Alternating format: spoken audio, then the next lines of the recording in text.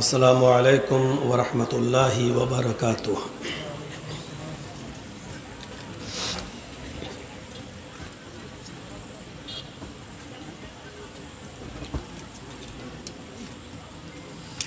अल्हम्दुलिल्लाह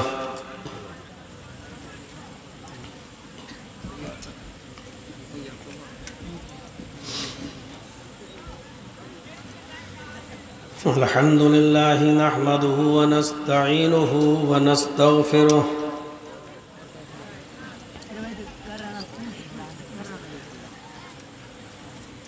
व नऊज़ु बिल्लाहि मिन शुरूरि अनफुसिना व मिन सय्यिआति अअमालिना।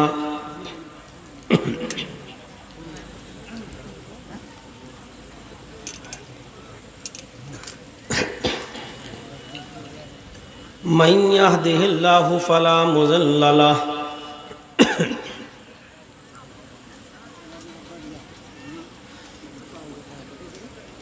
व मन युज़लिलहु फला हादिय लहु।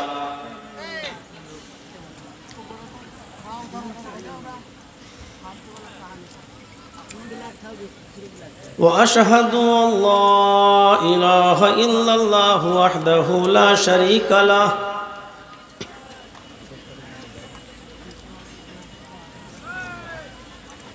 व अशहदु अन्ना मुहम्मदन अब्दुहु व रसूलुहु।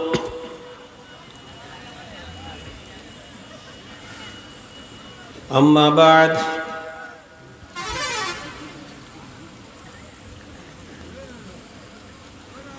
फ़इन्न खैरल हदीस किताबुल्लाह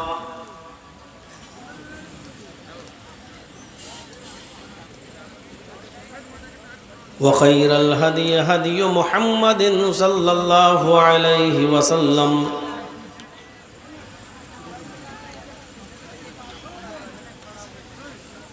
व शर्रुल उमूरि मुहदसातुहा व कुल्लु मुहदसतिन बिदअह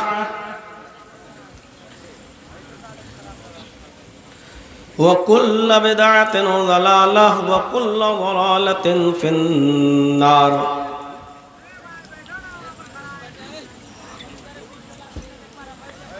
अऊज़ु बिल्लाहि मिनश शैतानिर रजीम।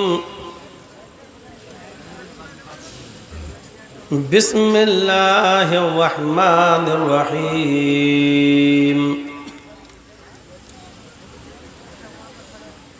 अल-यौम अक्मलतु लकुम दीनकुम व अतममतु अलैकुम निअमती व रज़ीतु लकुमुल इस्लाम दीना। रब्बि इश्रह ली सदरी व यस्सिर ली अमरी वहलुल उक़दतम मिन लिसानी यफ़क़हू क़ौली। मुअज़्ज़ज़ व मुअक्कर उलमाए किराम,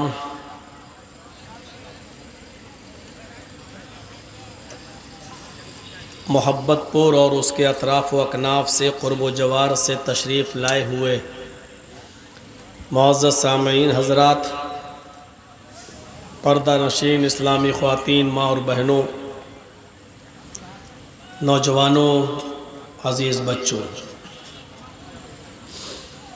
रात के 12:30 बजे तक बहुत ही सब्र और सुकून के साथ आपने प्रोग्राम को समाअत फरमाया। उम्मीद है कि इंशाअल्लाह आगे भी आप समाअत फरमाएंगे। अल्लाह रब्बुल आलमीन कहने वालों को और सुनने वालों को अमल की पूरी पूरी तौफ़ीक़ अता फरमाए। अल्लाह रब्बुल आलमीन का बहुत बड़ा एहसान ये है कि उसने हमें और आपको मुसलमान बनाया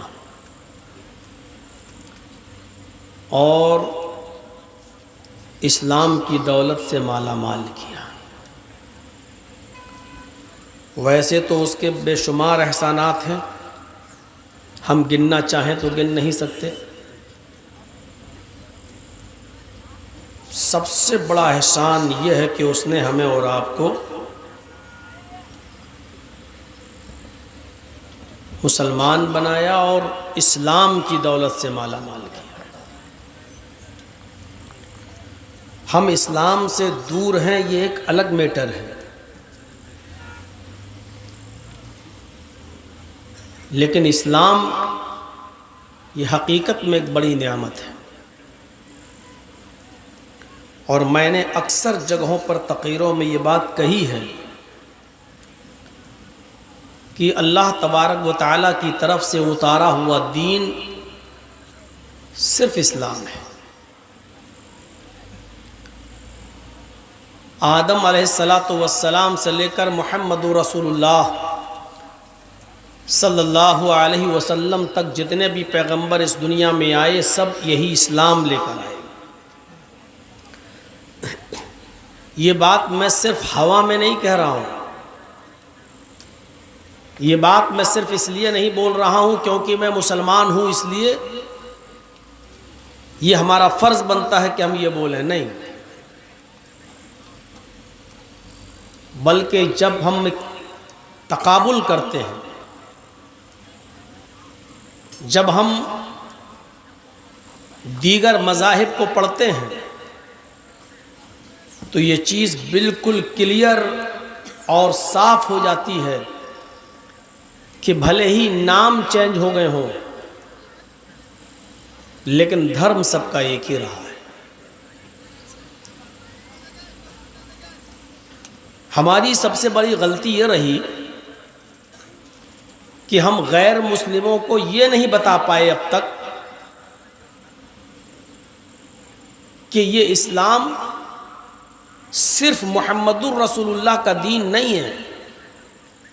आज भी हम, हमारे बिरादरान वतन जो हमारे हिंदू भाई हैं, दूसरे लोग हैं, आज जो हमसे घृणा कर रहे हैं, नफ़रत कर रहे हैं, और हिंदू मुस्लिम की जो राजनीति चल रही है आज के इस दौर में, उसकी मेन वजह यह है कि वो लोग हमें इस्लाम से जोड़ते हैं और ये कहते हैं कि ये सिर्फ मुसलमानों का दीन है और ये दीन मुहम्मदुर रसूलुल्लाह लेकर आए। और यही गलत फहमी हम उनकी दूर नहीं कर पा रहे हैं। जिस दिन उनके जहनों से ये गलत फहमी दूर हो जाएगी कि जिस इस्लाम से तुम नफरत कर रहे हो और जिन मुसलमानों से तुम घृणा कर रहे हो,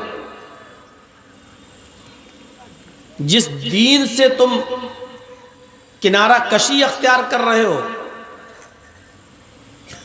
यही दीन तुम्हारे बाप दादाओं का भी दीन था, तुम्हारे बाप दादाओं का भी धर्म था, यही मजहब था सबका।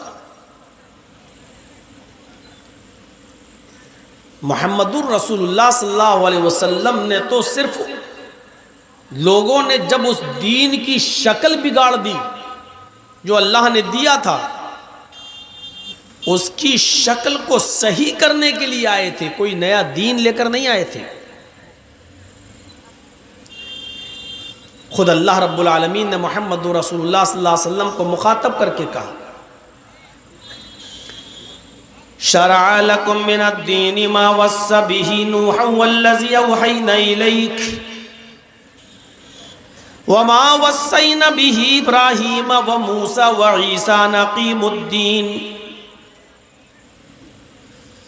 ऐ मोहम्मद सल्लल्लाहु अलैहि वसल्लम, हमने तुम्हें कोई नया दीन देकर नहीं भेजा, हमने तुम्हें कोई नया पैगाम देकर नहीं भेजा, हमने तुम्हारे लिए उसी दीन को मशरू करार दिया है,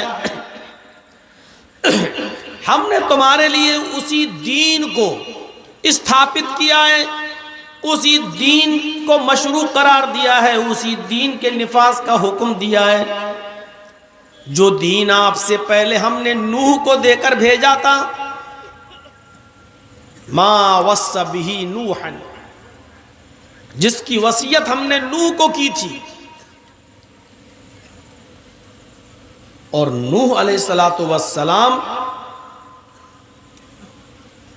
का ताल्लुक बहुत गहरा है हमारे हिंदू भाइयों से। आप मनुस्मृति अगर पढ़ेंगे, हिंदू भाइयों की एक किताब है जिस पर एक बखेड़ा भी खड़ा होता है, अक्सर पार्लियामेंट में भी होता है। मनु का जो वाकया लिखा हुआ है मनुस्मृति में कि जमीन से पानी आया, आसमान से पानी आया और मनु का पुत्र पहाड़ के ऊपर चढ़ गया। मनु ने कहा मेरे पुत्र मेरी नाव में आकर बैठ जाओ। उसने मना किया। मनु ने कहा कि आज ईश्वरीय प्रकोप, आज अल्लाह का अजाब किसी को नहीं छोड़ेगा। बेटा आ जाओ, मेरी कश्ती में बैठ जाओ, मुझ पर ईमान ले आओ, तुम एक ईश्वरवाद को, तौहीद को मान लो, एक अल्लाह की इबादत वाले बन जाओ, करने वाले बन जाओ। लेकिन मनु का बेटा नहीं माना और पहाड़ पे चढ़ गया, पानी पहाड़ तक पहुंच गया और मनु का पुत्र मनु की आंखों के सामने डूब के मर गया। ये वाकया जो मनुस्मृति में लिखा है, यही वाकया कुरान करीम के अंदर जब आप पढ़ेंगे तो हज़रत नूह अलैहिस्सलातु वस्सलाम के ताल्लुक से लिखा हुआ है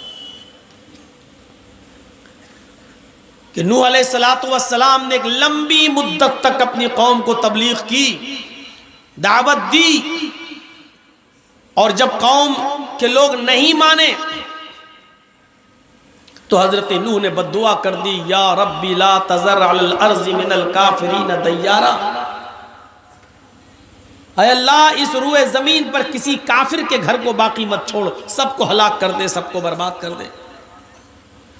अगर एक भी काफिर के घर को बाकी छोड़ दिया तो उससे फासिक और फाजिर औलाद ही पैदा होगी। अल्लाह ताला ने नूह अलैहिस्सलाम को एक कश्ती बनाने का हुक्म दिया। नूह अलैहिस्सलाम ने कश्ती बनाई, जितने लोग उन पर ईमान लाए थे वो उस कश्ती में बैठ गए।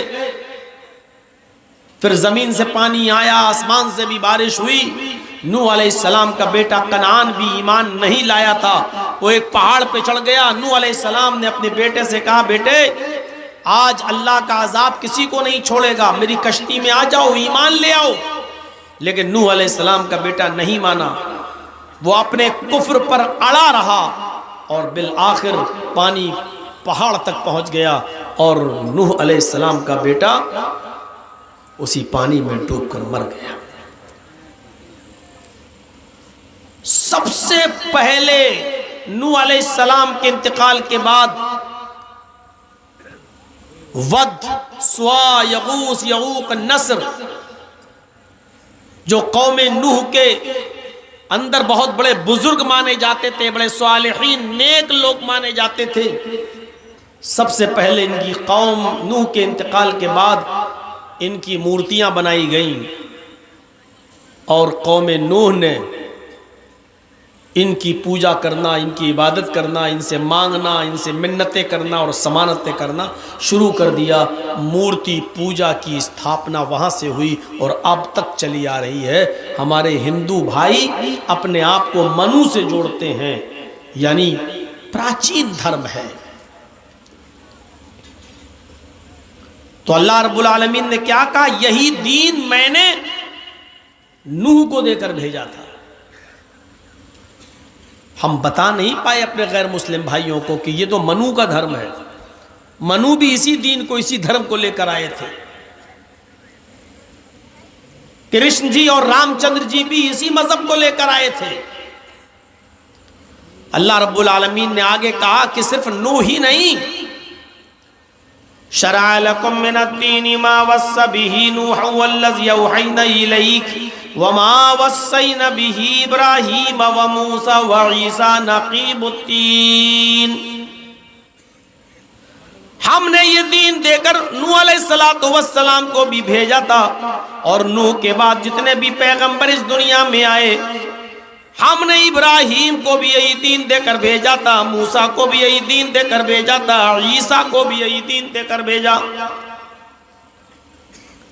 आदम से लेकर मुहम्मदुर रसूलुल्लाह तक। ये बात हम नहीं समझा पाए अपने भाइयों को आज तक, और इसीलिए आज खमियाजा भुगतना पड़ रहा है। वरना ईश्वरीय धर्म एक ही है और वो इस्लाम है। अलग बात है कोई अगर कहता है कि हम सनातनी हैं, कहो अपने आप को सनातनी, लेकिन मूल शिक्षाओं को तो देखो, मूल तालीमात जो हम उनको तो देखो। जो शिक्षाएं, जो तालीमात आपके सनातन धर्म में है वो इस्लाम से मिल रही हैं। कलमा सबका एक, हर जमाने में यही कलमा पढ़ा जाता रहा। नूह अलैहिस्सलाम इस दुनिया में आए तो कलमा पढ़ा जाता था, ला इलाहा इल्लल्लाह नूह रसूलुल्लाह। मूसा अलैहिस्सलाम इस दुनिया में आए तो कलमा पढ़ा जाता था, ला इलाहा इल्लल्लाह मूसा रसूलुल्लाह। ईसा अलैहिस्सलाम इस दुनिया में आए तो कलमा पढ़ा जाता था, ला इलाहा इल्लल्लाह ईसा रसूलुल्लाह। और जब मोहम्मद रसूलुल्लाह इस दुनिया में आए तो कलमा पढ़ा जाता है, ला इलाहा इल्लल्लाह मोहम्मद रसूलुल्लाह। ये ला इलाहा इल्लल्लाह कभी नहीं बदला गया, कभी नहीं। ये इतना स्पष्ट कलमा है, मंत्र है कि बड़े से बड़ा हिंदू पंडित भी जब मरता है तो मरने से पहले अपने बेटे को ये कलमा पढ़ने की वसीयत करता है और अनकही के जुमले सिखलाता है और कहता है कि बेटे, जैसे मैं मरते वक्त ये मंत्र पढ़ रहा हूं, तुम भी मरने से पहले ये मंत्र पढ़ लेना। और अनकही के ये जुमले आज तक अथर्ववेद में मौजूद हैं। वो ये जुमले सिखला कर जाता है कि तुम भी मरने से पहले ये कलमे, ये जुमले, ये मंत्र पढ़ लेना। ला इलाहा हरणे पापन इल्लल्लाह परमपिदम। मेरे बेटे, मरने से पहले ला इलाहा इल्लल्लाह पढ़ लेना, तेरे सारे पाप हरण हो जाएंगे, तेरे सारे पाप मिट जाएंगे। यकीनन जो शख्स कुफ्र और शिर्क की दलदल में फंसा हुआ हो और इस्लाम लाना चाहे तो ये कलमा पढ़कर इस्लाम लाएगा तो उसके सारे के सारे गुनाह मिट जाएंगे। यही बात तो मोहम्मद रसूलुल्लाह ने भी कही है, इन्नल इस्लाम यहदिमु मा काना क़ब्ला। इस्लाम ले आओ, इस्लाम लाने से पहले जितने भी तुमने गुनाह किए वो सारे के सारे गुनाह मिट जाएंगे, वो सारे के सारे गुनाह तुम्हारे खत्म हो जाएंगे। इस्लाम लाओ सिद्क दिल से और सच्चे दिल से। यही तो वो कलमा है जो हिंदू भाई भी सिखलाते हैं। एकम ब्रह्मादित्य नास्ते ने नास्ते किंचन। हर तकरीर में तौहीद जब भी लोग बयान करेंगे और हिंदू धर्म पर जब बोलेंगे तो उस पर ये मंत्र हर आदमी पढ़ेगा जो भी हो। जैसे ला इलाहा इल्लल्लाह इस्लाम की मेन बुनियाद है, उसी तरीके से हिंदू धर्म के अंदर ये ब्रह्म सूत्र मेन मूल मंत्र है। एकम ब्रह्मा द्वितीय नास्ते नास्ते किंचन। इस ब्रह्मांड का रचयिता और रचनाकार, इस दुनिया का बनाने वाला एक ही है। इस वर्ल्ड का मास्टर एक ही है, क्रिएटर ऑफ यूनिवर्स एक ही है। इस कायनात की तख्लीक करने वाला, इस कायनात का पैदा करने वाला, इस ब्रह्मांड का ब्रह्मा और इस ब्रह्मांड का रचयिता और रचनाकार एक है। मास्टर ऑफ वर्ल्ड एक है, क्रिएटर ऑफ यूनिवर्स एक है। द्वितीय नास्ते दूसरा नहीं है, नेह बिल्कुल नहीं है, ना ना नहीं है, नहीं है, किंचन जरा सा भी नहीं है। आए लोगों ध्यान से सुनो कि इस वर्ल्ड का, इस दुनिया का, इस ब्रह्मांड का रचयिता और रचनाकार एक ही है, दूसरा नहीं है, बिल्कुल नहीं है, नहीं है, नहीं है, कतई नहीं है, हरगिज नहीं है, जरा सा भी नहीं है। इतने शानदार जोरदार अल्फाजों में हिंदू धर्म के अंदर ये मंत्र मौजूद है। हमने बताया नहीं लोगों को। आए 33 करोड़ देवी देवताओं की पूजा करने वालों, तुम्हारा धर्म तो ये कह रहा है, तुम्हारा मूल मंत्र तो ये कह रहा है कि इस ब्रह्मांड का रचयिता और रचनाकार एक है।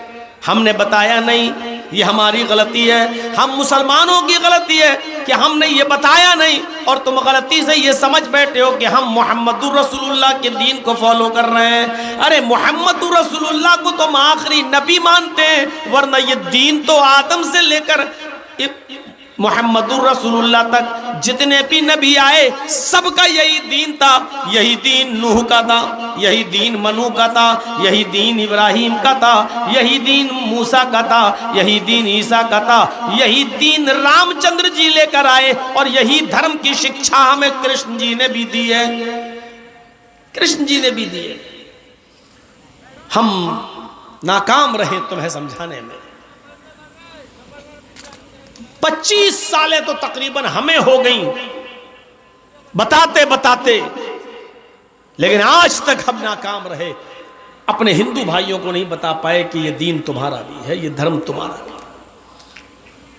और हमने भी मेहनतें नहीं की और आज उसका नतीजा ये भुगतना पड़ रहा है जो हम देख रहे हैं। इतनी नफरत, इतना जहर घोल दिया गया है आज कि अब गैर मुस्लिमों के यहां जो बच्चे पैदा हो रहे हैं वो आगे चलकर जब बड़े होंगे तो उनके दिलों से, उनके जहनों से कभी हमारी नफरत नहीं निकल सकती है, क्योंकि बचपन में जो सिखाया जाता है वो बुढ़ापे तक नक्श हो जाता है, कभी मिटता नहीं। आज एक छोटी सी चीज अपने मुआशरे से हटाकर देख लो आप। फर्ज नमाज के बाद इमाम बहुत सी मस्जिदों में आज भी दुआ मांगता है हाथ उठाकर, मजबूर है बेचारा, क्योंकि अगर नहीं मांगेगा तो उसको मस्जिद का मुतवल्ली मस्जिद में रहने नहीं देगा। जबकि सब जानते हैं कि दुआ हर इंसान का पर्सनल मामला है, इसका इज्तिमाइयत से कोई ताल्लुक नहीं है।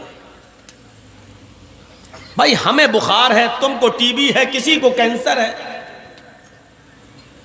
हमें यह दुआ मांगना है कि अल्लाह मुझे कैंसर की बीमारी है, मुझे शिफा अता फरमा। आपको यह दुआ करना है कि अल्लाह मुझे टीबी की बीमारी है, तो मुझे शिफा अता फरमा। किसी को दुआ करना है कि अल्लाह मेरी बेटी का रिश्ता नहीं आता, दीनदार रिश्ता अता फरमा। हर इंसान का अपना अपना अलग मामला है। आपने सारी जिम्मेदारी उस मस्जिद के मौलवी पर डाल दी। उसकी अपनी परेशानियां है बेचारा, वो अपनी परेशानी की दुआ मांगेगा कि तुम्हारी परेशानी की दुआ मांगेगा। ये सोचने वाली बात है, अपनी अकल में लाने वाली बात है। लेकिन आज भी बहुत सी मस्जिदों में मेरे भाइयों नहीं हटा पा रहा है, ये दुआ बेचारा खत्म नहीं कर पा रहा है। क्यों? क्योंकि उसको डर है कि अगर हमने ऐसा किया तो मस्जिद का मुतवल्ली हमें रहने नहीं देगा। क्यों? आज भी कहता है, वो क्या कहते हैं वहां के लोग, आ गए ये नए मौलवी पढ़ के, हम बाप दादा के ज़माने से मस्जिद में ऐसे ही होते हुए देखते हुए चले आ रहे हैं, ये आ गए ख़त्म कराने के लिए। मेरे भाइयों, जो चीज़ बचपन से होती चली आ रही है उसको इतनी आसानी के साथ आप हटा कर देख लीजिए अपने मुआशरे से और अपने समाज से।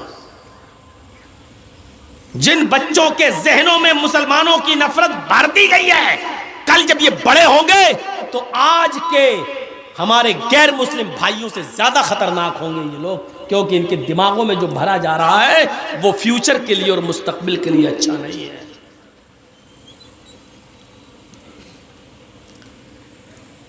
बताने की जरूरत है कि ये इस्लाम क्या है, बताने की जरूरत है कि इस्लाम तुम्हारा भी मजहब है, ये इस्लाम तुम्हारा भी धर्म है। कौन सी ऐसी चीज है जो मुसलमान करता है और तुम्हारे यहां नहीं की जाती है? क्या ये कलमा हम पढ़ते हैं ला इलाहा इल्लल्लाह, क्या आपके यहां नहीं पढ़ा जाता है? आपके यहां पर भी पढ़ा जाता है ये कलमा। कोई ला इलाहा हरणे पापन इल्लल्लाह परम पिदम कहता है, तो कोई एकम ब्रह्मा द्वितीय नास्ते निनास्ते किंचन कहता है।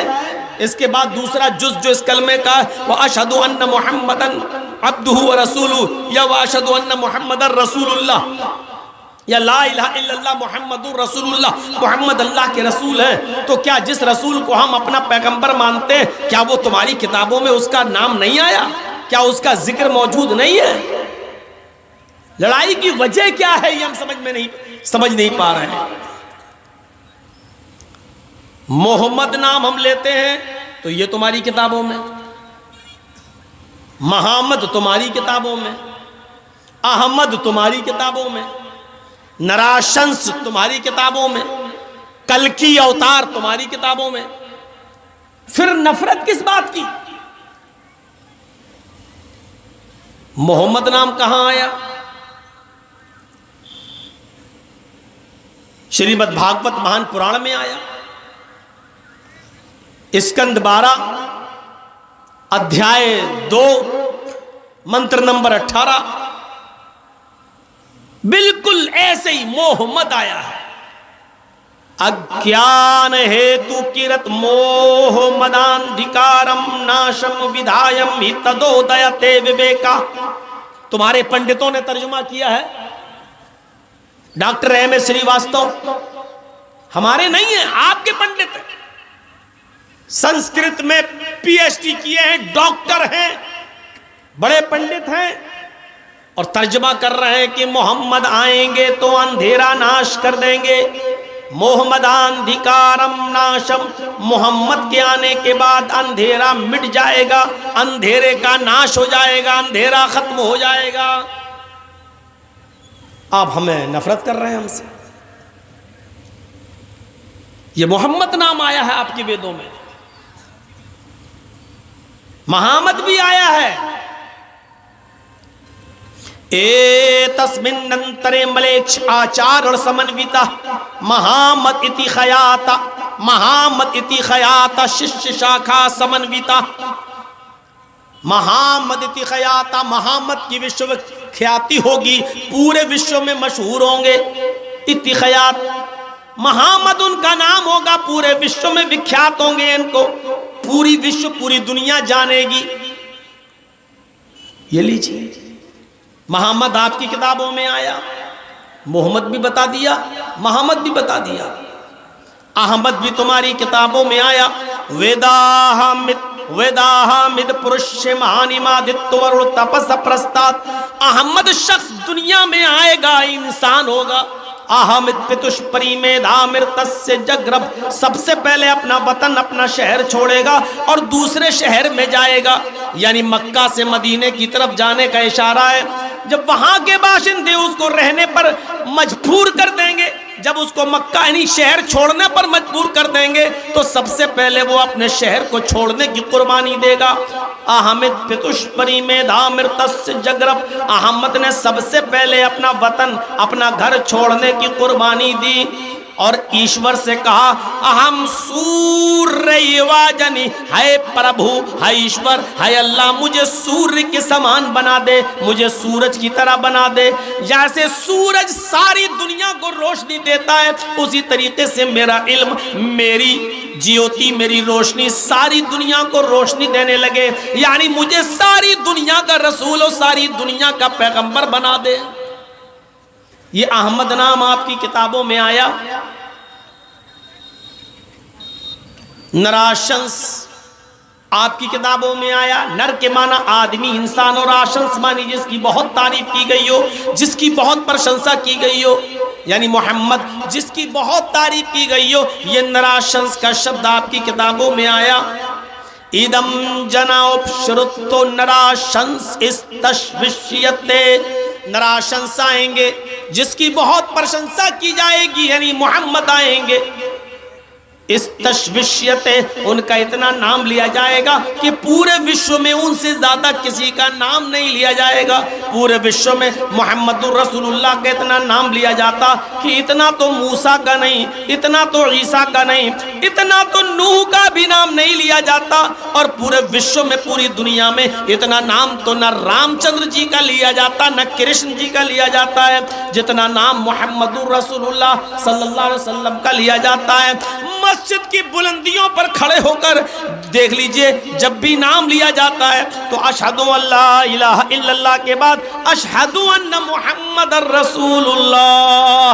अजान में तो नबी का नाम, वुजू के बाद की दुआ में तो नबी का नाम, अजान के बाद की दुआ में तो नबी का नाम, अत्तहियात में तो नबी का नाम, दरूद में तो नबी का नाम। नबी का इतना नाम लिया जाता है कि इतना नाम किसी और का लिया ही नहीं जाता। पूरे विश्व में उनका इतना नाम लिया जाएगा कि उनसे ज्यादा किसी का नाम नहीं लिया जाएगा। आपकी किताबों में कल्कि का शब्द भी मौजूद है।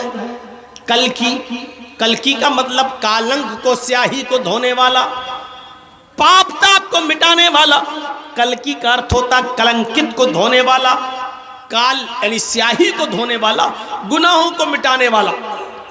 अल्लाह के नबी सल्लल्लाहु अलैहि वसल्लम को कल्कि भी आपकी किताबों में कहा गया, मोहम्मद को कल्कि कहा गया है। तथस्तु शंभल गिरा में सोत स्वाजीव जाते मंगलाचार्य बहुला पापिता विभज्जता। कल की अवतार जब इस धरती पर आएंगे, कल की अवतार जब इस धरती पर उतरेंगे, उनका नाम कल्कि होगा, अर्थात स्याही का धोने वाला। मोहम्मदुर रसूलुल्लाह का नाम मोहम्मद था। और आपको शफीउल मुज़नबीन भी कहा जाता है, यानी गुनाहगारों की शिफात करने वाला। आपको माही भी कहा जाता है, आपका नाम माही भी बताया गया हदीस में। माही का मतलब गुनाहों को मिटाने वाला। अल्लाह के नबी ने ऐसे ऐसे नेक अमल बताए कि उन नेक अमल को आप करेंगे तो करते जाइए और आपके गुनाह मिटते जाएंगे। आप ये काम करते जाइए और गुनाह मिटते जाएंगे। इसी को कल्कि कहा गया है। कल्कि इस दुनिया में आएगा, यानी गुनाहों को मिटाने वाला इस दुनिया में आएगा। अल्लाह के नबी फरमाते हैं कि तुम वुजू बनाते हो, जब हाथ धुलते हो तो हाथ से गुनाह धुल जाते हैं। जब तुम कुल्ला करते हो तो जबान से जो गुनाह तुमने किए वो धुल जाते हैं। जब तुम चेहरा धुलते हो तो चेहरे से, आँख से जो तुमने गुनाह किए वो तुम्हारे मिट जाते हैं। हाथ जब धुलते हो तो हाथ से गुनाह मिट जाते हैं। जब तुम पैर धुलते हो तो पैरों से गुनाह मिट जाते हैं। मेरे भाइयों, आपने गुनाह मिटाने के ज़ाब्ते और उसूल बताए कि ये काम करोगे तो तुम ये गुनाह मिटेंगे। नमाज भी गुनाहों को मिटाने का एक जरिया है। तो कल्कि का नाम भी वेदों में आया है, गुनाहों को मिटाने वाला। मोहम्मदुर रसूलुल्लाह सल्लल्लाहु अलैहि वसल्लम गुनाहों को मिटाने वाले थे। क्यों झगड़ा किया जा रहा है आज? जरूरत है इस तरीके के प्रोग्राम कराने की कि जिसमें यह बताया जाए कि ये धर्म कभी किसी को लड़ना और झगड़ना नहीं सिखाता है। जिस मजहब को तुम हमें मोहम्मदुर रसूलुल्लाह का मजहब से जोड़कर और ताना मारते हो, कहते हो कि नया दीन, हम नए दीन को नहीं मानते हैं। ये बहुत पुराना दीन है। जब बिगड़ गया और लोगों ने उसमें बिगाड़ पैदा कर दिया तो मोहम्मदुर रसूलुल्लाह सल्लल्लाहु अलैहि वसल्लम को उसकी असली शक्ल समझाने के लिए और बताने के लिए भेजा गया है कि आप वही दीन लोगों को दीजिए जो ओरिजिनल दीन था नूह का, जो ओरिजिनल दीन था इब्राहिम का, जो ओरिजिनल दीन दिया था मूसा ने और जो ओरिजिनल दीन दिया था ईसा ने। क्या मूसा अलैहिस्सलाम ने यही दीन दिया था? मूसा अलैहिस्सलाम ने यही तो कहा था, गॉड इज ओनली वन, अल्लाह सिर्फ एक है। ईसा अलैहिस्सलाम ने भी तो यही कहा था, there is no God but God is only one without second. कोई खुदा नहीं है, सिर्फ खुदा एक है, दूसरे को शरीक नहीं किया जा सकता है। यही मोहम्मद रसूलुल्लाह सल्लल्लाहु अलैहि वसल्लम ने फरमाया, ला इलाहा इल्लल्लाह वहदहू ला शरीक लह। अल्लाह के अलावा कोई माबूद नहीं, वो अल्लाह अकेला माबूद है। वहदहू, वो अकेला है, तन्हा है। ला शरीक लह, उसका कोई शरीक नहीं, उसका कोई साझी नहीं। यही कलमा मोहम्मद रसूलुल्लाह ने भी बताया था। ये तो हो गया ला इलाहा इल्लल्लाह मोहम्मद रसूलुल्लाह। ये दोनों से अगर नफरत है तो ये दोनों चीजें तुम्हारी किताबों में मौजूद है। अब नफरत, हम सड़कों पर नमाज नहीं पढ़ने देंगे। तुम रामनवमी का जुलूस खूब सड़कों पर निकालो, तुम्हारे कांवड़िए खूब निकलेंगे, तुम सड़कों पर खूब होली खेलोगे, लेकिन हमारी 15 और 20 मिनट की नमाज आप सड़कों पर नहीं होने देंगे। नमाज से इतनी नफरत क्यों है? 15-20 मिनट में आपका क्या बिगड़ जाएगा? पहली बात तो हम इसके कायल नहीं है, नमाज सड़कों पर हो, ये हम इसको नहीं मानते, होना नहीं चाहिए। ठीक है, मस्जिद में एक जमात हो गई, लोग रह गए, बाद में दूसरी जमात कर ले, ठीक है, मसला इसका नहीं है। मसला यह है कि सिर्फ एक धर्म पर रोक क्यों? मसला इस बात का है, हमारे सिखों को देख लो, दिल्ली के अंदर हर संडे के दिन कितना बड़ा लंगर लगाते हैं, रिक्शे वाला भी खाता है, कोई भी आए, और पूरा चांदनी चौक को जाम कर उसको रोक लगा दी जाती है और रास्ते बदल दिए जाते हैं और वो सड़क पर सबको भंडारा खिलाते हैं। और आप लोग भी हर मंगल को जो भंडारा सड़क पे खिलाते हो, कितना ट्रैफिक जाम होता है। मैं कहना ये चाहता हूं कि सिर्फ एक मजहब के साथ ये सलूक क्यों? अगर नमाज से नफरत है तो नमाज तो तुम्हारे मजहब के अंदर भी मौजूद है। क्यों नफरत है नमाज से? क्या कृष्ण जी नमाज नहीं पढ़ा करते थे? और नहीं पढ़ते थे तो फिर श्रीमद् भागवत गीता के 10वें अध्याय का 6ठे अध्याय का ये 10वां मंत्र क्या कहता है? 6ठे अध्याय का 10वां मंत्र, योगी उज्जीत सततमात्मानं रहस्य स्थिता एकाकी अच्युतात्मा निराशीर परिग्रह। पूरी नमाज है ये। जब तुम नमाज पढ़ने के लिए खड़े हो जाओ तो पूरे शरीर का योग करो। योगी उज्जीत सततमात्मानं, सिर्फ खड़े न रहो, इबादत इस तरीके से करो कि पूरे शरीर की एक्सरसाइज हो जाए, पूरे शरीर की का योग ये है।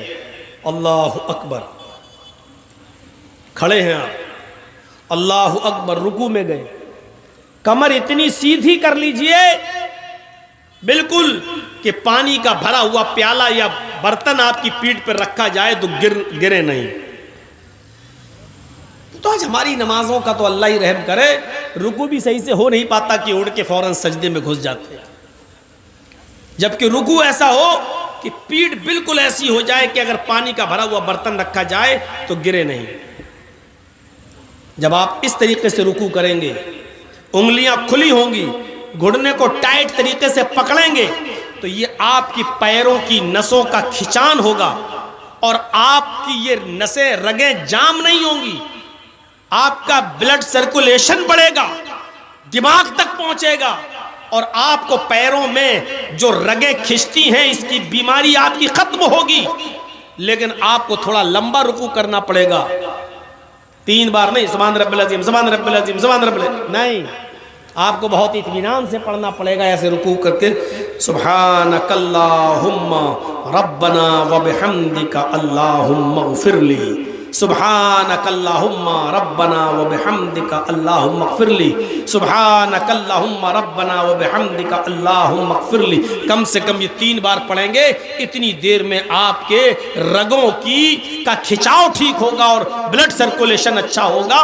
उसके बाद आप कहिए समी अल्लाहु लिमन हमिदा, सुभान रब्बिल अज़ीम, सुभान रब्बिल अज़ीम, सुभान रब्बिल, समी अल्लाहु लिमन हमिदा, अल्लाहु अकबर। ये कौवे की चोंचे मारोगे तो फायदा नहीं मिलेगा कुछ भी। ये ब्लड सर्कुलेशन, ये एक्सरसाइज है। उसके बाद उठिए, फिर सजदे में जाइए, दोनों पैर आपके इस तरीके से मुड़े हुए हों, ऐसे। मान लीजिए इधर आप मुंह करके नमाज पढ़ रहे हैं, किबला इधर है, तो ये ऐसे पैर आपके मुड़े हुए हों। यहां से जब रगें खिंचेंगी और रीढ़ की हड्डी तक पहुंचते हुए दिमाग तक, सजदा रुकू से थोड़ा लंबा कीजिए।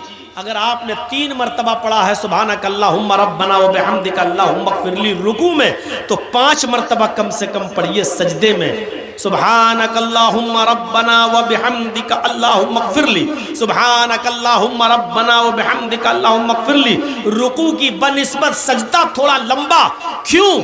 क्योंकि सजदे में इंसान अपने रब के सबसे ज्यादा करीब होता है। और जब आप सजदा करेंगे तो ब्लड का सर्कुलेशन आपके दिमाग तक पहुंच जाएगा।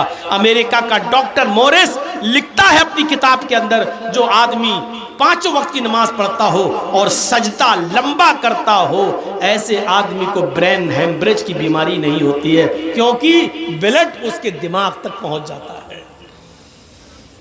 नमाज के ऐसे आप खड़े हैं तो ब्लड आपके दिमाग तक पहुंच तो रहा है, लेकिन उसकी वो पोजीशन नहीं है, वो स्पीड नहीं है। जब आप सजदे में जाते हैं तो ब्लड पूरी स्पीड के साथ आपके दिमाग की एक एक रग और एक एक नस को तरोताज़ा कर देता है, वहां तक पहुंच जाता है ब्लड का सर्कुलेशन। ऐसे आदमी को कभी ब्रेन हेमरेज की बीमारी नहीं होती, दिमाग की नस नहीं फटती। लेकिन सजदा थोड़ा लंबा होना चाहिए, वो सजदा नहीं जो अभी रुकू की तरह बताया, सुभान रब्बिल आला, सुभान रब्बिल आला, सुभान रब्बिल आला, अल्लाहु अकबर, अल्लाहु अकबर। ये कोई नमाजें थोड़ी है। नमाज तो ये थी कि सहाबा किराम फरमाते हैं कि मैं अल्लाह के रसूल के पीछे नमाज पढ़ता था और अल्लाह के रसूल सल्लल्लाहु अलैहि वसल्लम जब रुकू से सर उठाते थे, समी अल्लाहु लिमन हमिदा कहते थे, तो सजदे में इतनी देर में जाते थे कि मुझे ये लगता था कि अल्लाह के रसूल सजदा करना भूल तो नहीं गए। अब सोचिए कितनी देर खड़े रहते होंगे। समी अल्लाहु लिमन हमीदा, अब खड़े हैं, रब्बना वलकल हम्द हम्दन कसीरन तय्यबन मुबारकन फी, और भी जो दुआएं आप पढ़ना चाहते थे पढ़ते थे, और उसके बाद में सजदे में जाया करते थे। हज़रत सहाबा किराम कहते हैं कि जब अल्लाह के नबी रुकू से उठते थे तो ऐसा सजदे में जाने से पहले इतनी देर खड़े रहते थे कि हमें डर लगता था कहीं भूल तो नहीं गए सजदा करना, कहीं भूल तो नहीं गए। और जब सजदे में जाते थे तो इतनी देर में उठते थे कि मुझे डर लगता था कहीं सजदे में इंतकाल तो नहीं हो गया, अल्लाह के रसूल कहीं सजदे में इंतकाल तो नहीं कर गए। यहाँ थोड़ा सा लंबा सजदा हो जाए तो मुक्तदी खांसते हैं कहीं इमाम सो तो नहीं गया। यहाँ थोड़ा सा लंबा सजदा हो जाए तो बुढ़े खांसने लगते हैं पीछे में मतलब ये दिखाने के लिए सोचते कहीं इमाम साहब सजदे में सो तो नहीं गए, हम पड़े रहे सजदे में। हमारी नमाजों का हाल। और फिर कहते हैं अल्लाह मेरी सुन नहीं रहा। कहां से सुनेगा अल्लाह? जो मैं सर पर सजदा हुआ जमी पर, जो मैं सर पर सजदा हुआ जमी पर, तो आसमां से आने लगी ये निदा, तेरा दिल तो है सनमाशना, तुझे क्या मिलेगा नमाज में। आज हमारी नमाजें ऐसी हैं, 4 मिनट में 4 रकातें पढ़ लेते हैं। अल्लाह अकबर अल्लाह अकबर, समय अल्लाह, अस्सलाम वालेकुम वरहमतुल्लाह, सलाम वालेकुम वरहमतुल्लाह, हो गई। बहुत बड़ा एहसान कर दिया अल्लाह ताला। अरे कम से कम नमाज तो अच्छी पढ़िए। बंदा जब नमाज में होता तो अल्लाह से हम कलाम होता है, गुफ्तगू करता है। अब नमाज पढ़िए तो कैसे पढ़िए? अल्लाहु अकबर, अल्लाहुम्मा बाइद बैनी व बैन खताया कमा बाअत बैनल मशरिक़ वल मग़रिब, ऐसे दुआ पढ़िए। ये नहीं अल्लाहुम्मा बाइद बैनी व बैन खताया कमा बाअत बैनल मशरिक़ वल मग़रिब अल्लाहुम्मा नक़्क़िनी मिनल खताया कमा युनक़्क़ा थौबुल अबयज़ु मिनद दन्स। ये कोई दुआ है? ये आप क्या मांग रहे हैं? ये तो आप किताब की तरह रट रहे हैं, जो आपने याद कर लिया वही आप दुआ मांगी। तो से अल्लाहुम्मा बाइद बैनी व बैन खताया कमा बाअत बैनल मशरिक़ वल मग़रिब, आय अल्लाह तुम मेरे उन गुनाहों को इतना दूर कर दे, बैनी व बैन खताया, अल्लाह तू मेरे गुनाहों के दरमियान इतनी दूरी पैदा फरमा दे, कमा बाअत बैनल मशरिक़ वल मग़रिब, जितनी दूरी तूने मगरिब और मशरिक़ के दरमियान रखी है, जितनी दूरी तूने पूरब और पश्चिम के दरमियान रखी है, इतनी दूरी तू हमारे गुनाहों के दरमियान कर दे। आप ऐसे दुआ मांगिए। अच्छा, दुआ जब मांगते हो तो कैसे कहते हो? अल्लाह मेरे बाप को ठीक कर दे, अल्लाह मेरे बच्चे को ठीक कर दे, अल्लाह मेरी बेटी को अच्छा रिश्ता दे दे, ऐसे दुआ मांगते हो कहीं? जब आप दुआ मांगते हो नमाज के बाद भी या कभी, तो कैसे दुआ मांगते हो? अल्लाह मेरी अम्मा को ठीक कर दे, अल्लाह मेरे अब्बा को ठीक कर दे, अल्लाह मेरे बच्चे को ठीक कर दे, अल्लाह मेरी फूफी को ठीक कर दे, ये दुआ मांगते हो? ऐसी तो कहते हो ना, आय अल्लाह तुम मुझे हिदायत दे, आय अल्लाह तुम मुझे कब्र के अजाब से महफूज फरमा दे, अल्लाह तू मेरे वालिद साहब की कब्र को नूर से भर दे, अल्लाह तू मेरे माँ बाप की मग़फ़िरत फरमा। आप ऐसी तो दुआ मांगते हो, तो नमाज में आप एक साथ कैसे पढ़ते हो? इहदिना सिरातल मुस्तक़ीम सिरातल लज़ीना अनअमता अलैहिम, ऐसे पढ़े नमाज में नियत मांगी, अल्हम्दुलिल्लाहि रब्बिल आलमीन अर्रहमानिर रहीम मालिकि यौमिद्दीन इय्याका नअबुदु व इय्याका नस्तईन इहदिना सिरातल मुस्तक़ीम। अरे भाई तुम दुआ मांग रहे हो, दुआ मांग रहे हो, ये कोई दुआ है? इहदिना सिरातल मुस्तक़ीम, आय अल्लाह तू हमको सीधे रास्ते पर चला, सिरातल लज़ीना अनअमता अलैहिम, आय अल्लाह मुझे उन लोगों के रास्ते पे चला जिनके ऊपर तूने इनाम नाजिल किया है, गैरिल मग़ज़ूबि अलैहिम वलद्दाल्लीन, अल्लाह मुझे उन लोगों के रास्ते पे मत चला जिनके ऊपर तेरा ग़ैज़ व ग़ज़ब और गुस्सा नाजिल हुआ। ऐसे दुआ मांगी जाती है। अकेले भी पढ़ रहे हो तो ऐसे ही पढ़िए, इहदिना सिरातल मुस्तक़ीम सिरातल लज़ीना अनअमता अलैहिम गैरिल मग़ज़ूबि अलैहिम वलद्दाल्लीन, ऐसे पढ़िए। अकेले भी पढ़ रहे हो तो। और रुकू में जाइए सुभान रब्बियल अज़ीम नहीं, ये तो सबसे छोटी सी दुआ है, और जो जिसको याद ना हो तो ये दुआ पढ़ ले, लेकिन रुकू में भी मांगी अल्लाह से। और रुकू की सबसे अफजल दुआ कौन सी है? रुकू और सजदे दोनों में पढ़ी जाती है दुआ। सुब्हानक अल्लाहुम्मा रब्बना व बिहम्दिका अल्लाहुम्मा अग़फ़िरली, सुब्हानक अल्लाहुम्मा, अल्लाह तेरी ज़ात पाक है, व बिहम्दिका तेरी तारीफ़ के साथ, सुभानक अल्लाहुम्मा रब्बना, आए हमारे रब को बिहम्दिका अल्लाहुम्मा फ़िरली, तू मेरी मग़फ़िरत फरमा, अल्लाह तू मुझे बख्श दे। ऐसे दुआ, ये कोई दुआ है? सुभानक अल्लाहुम्मा रब्बना व बिहम्दिका अल्लाहुम्मा फ़िरली, सुभानक अल्लाहुम्मा रब्बना व बिहम्दिका अल्लाहुम्मा फ़िरली, सुभानक अल्लाहुम्मा रब्बना व बिहम्दिका अल्लाहुम्मा फ़िरली। ये आप ऐसे दुआ मांग रहे हैं, ये दुआ मांगने का तरीका नहीं है। तेरी दात बाप बरकत है, तू पाक है, तेरी हम्द के साथ अल्लाह तू मुझे बख्श दे, ये तो आप धमकी दे रहे हैं। ये अंदाज नहीं होना चाहिए, मांगने वाला अंदाज हो। अल्लाहुम्मा फ़िरली, कोई फ़कीर तुम्हारे दरवाजे पे आए, कह दे ए जल्दी दे, दे दे दे दे दे, अल्लाह के नाम पे दे, अल्लाह के नाम पे दे, अल्लाह के, आप उसको देंगे? भगाएंगे उसको? वही फ़कीर, भाई मेरा बेटा बहुत बीमार है, उसको कैंसर की बीमारी हो चुकी है, भाई साहब कुछ मदद कीजिए। साहब मेरे बच्चे की तरफ देखिए, अल्लाह ताला तुम्हें बहुत कुछ देगा। जब वो आजिज़ी के साथ मांगेगा तो आपका दिल पसीजेगा और आप देंगे। अल्लाह रब्बुल आलमीन को अच्छा लगता है जब कोई बंदा उससे मांगता है, जब कोई बंदा उसको पुकारता है। जर्जी साहब मस्जिद में जा रहे हैं, नमाज पढ़ लिए, दुआ मांग रहे हैं। अल्लाह को मालूम है कि जर्जीस क्या मांगेगा, अल्लाह को तो जानता ही है, वो तो आलिमुल गैब है ही, उसको तो मालूम ही है कि मैं क्या मांगने जा रहा हूँ। लेकिन इसके बावजूद वो कहता मांगो। क्यों?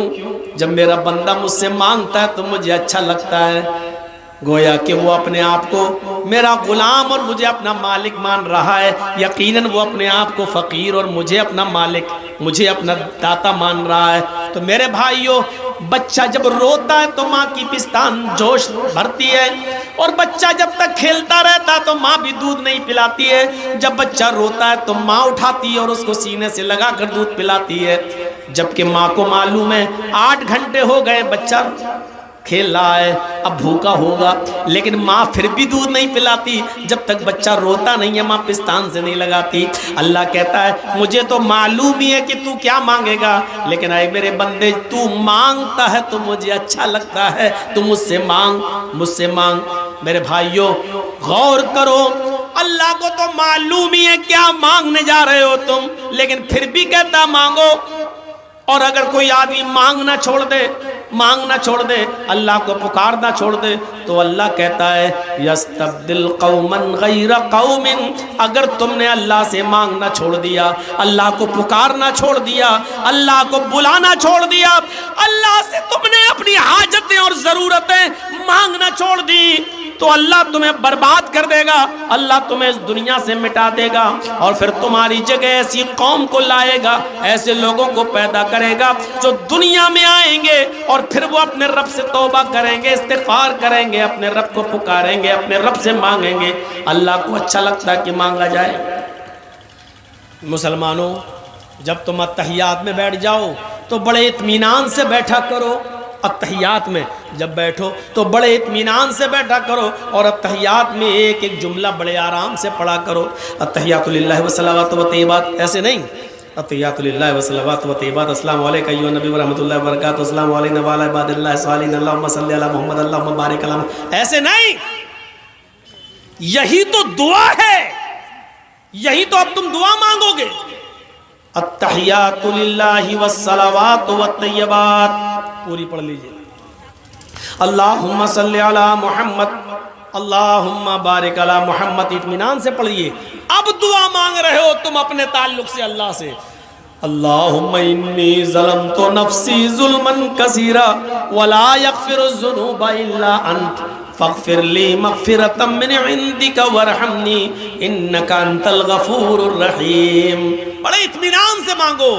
अल्लाहुम्मा इन्नी ज़लमतु नफ्सी, फिर कहो अल्लाहुम्मा इन्नी ज़लमतु नफ्सी ज़ुल्मन कसीरा वला यग़फ़िरुज़्ज़ुनूबा इल्ला अंत वला यग़फ़िरुज़्ज़ुनूबा इल्ला अंत वला यग़फ़िरुज़्ज़ुनूबा इल्ला अंत। रो रो कर मांगो।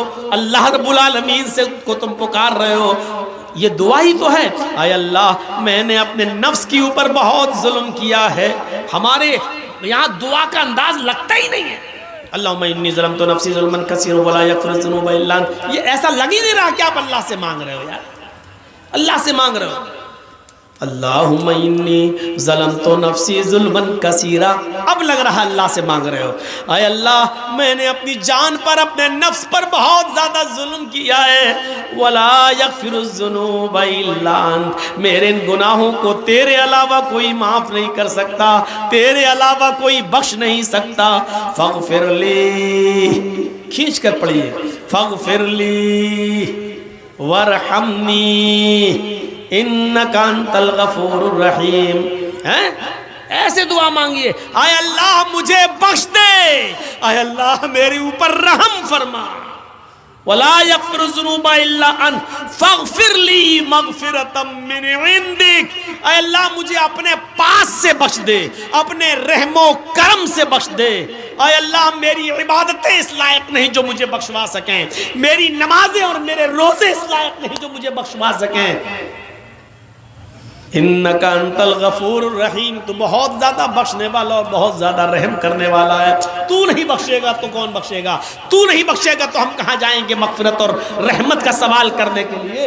ये दुआ मांगिए और इस तरीके से दुआ मांगिए, और हो सके तो इसके साथ ये दुआ भी पढ़ लिया करिए नमाज में, अल्लाहुम्मा इन्नी अऊज़ु बिका मिन अज़ाबिल क़ब्र व अऊज़ु बिका मिन फ़ितनतिल मसीहिद दज्जाल व अऊज़ु बिका मिन फ़ितनतिल महया वल ममात, अल्लाहुम्मा इन्नी अऊज़ु बिका मिनल मअसमी वल मग़रम। अल्लाह के रसूल हर फ़र्ज़ नमाज के बाद, हर फ़र्ज़ नमाज में इस दुआ को, आपने जब भी नमाज पढ़ी तो इस दुआ को ज़रूर पढ़ा और अज़ाब क़ब्र से पनाह मांगी।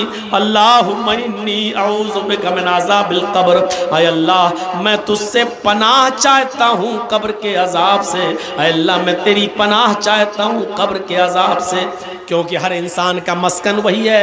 हम और आप धीरे धीरे जहाँ गुजर रहे हैं कब्र के करीब होते जा रहे हैं। अब कोई 10 साल अपनी कब्र के करीब है, कोई 5 साल, कोई 1 साल, कोई 2 साल। अगली साल जर्जी साहब की ज़िंदगी रही तो मोहब्बतपुर में प्रोग्राम होगा, लेकिन आप लोगों में से बहुत से लोग इस दुनिया में नहीं होंगे, वो अपनी कब्र में जा चुके होंगे। और अगर जर्जी साहब को अल्लाह ने 5 साल की ज़िंदगी दे दी और 5 साल के बाद मोहब्बतपुर में प्रोग्राम हुआ तो 5 साल के बाद न जाने कितने लोग इस दुनिया में होंगे और कितनी लोग अपने कब्र में पहुँच चुके होंगे। वो कब्र का दर्दनाक मंजर जिससे अल्लाह के नबी हर नमाज में पनाह मांगा करते थे, हर नमाज में पनाह मांगा करते थे। आप लोग सब लोग इस दुआ को याद कर लो। सिर्फ अल्लाहुम्मा इन्नी ज़लमतु नफ्सी, ये तो आपने गुनाह की माफ़ी मांग ली, लेकिन आप अपने लिए कब्र के अज़ाब से भी पनाह मांगिए और दुआ करते रहिए हर नमाज में सलाम फेरने से पहले, अल्लाहुम्मा इन्नी अऊज़ु बिका मिन अज़ाबिल क़ब्र व अऊज़ु बिका मिन फ़ितनतिल मसीहिद दज्जाल व अऊज़ु बिका मिन फ़ितनतिल महया वल ममात, अल्लाहुम्मा इन्नी अऊज़ु बिका मिनल मअसमी वल मग़रम। ये दुआ पढ़कर अपने गुनाहों की माफ़ी हमें और आपको सबको मांगना चाहिए और अज़ाब क़ब्र से पनाह मांगना चाहिए, क्योंकि अज़ाब क़ब्र बरहक़ है। सोचिए, थोड़ी देर के लिए खेत में नजर ले जाइए, अंधेरा ही अंधेरा। अब थोड़ी देर के लिए कब्रिस्तान के बारे में सोचिए। आप नहीं है लेकिन आपके माँ बाप दफन हैं, आपके दादा परदादा दफन हैं, और यह भी हम और आप जानते हैं कि हमें और आपको भी उसी जगह पर जाना है। वही 2 गज जमीन के हम मालिक हैं, बस जिस घर में हम और आप रहते हैं इसके मालिक नहीं हैं। हमारे मरने के बाद ही हमारी औलाद ले लेगी, फिर लड़ेगी, झगड़ेगी, लेकिन वो 2 गज जमीन हमसे कोई नहीं ले सकता, वही उसी के हम मालिक हैं।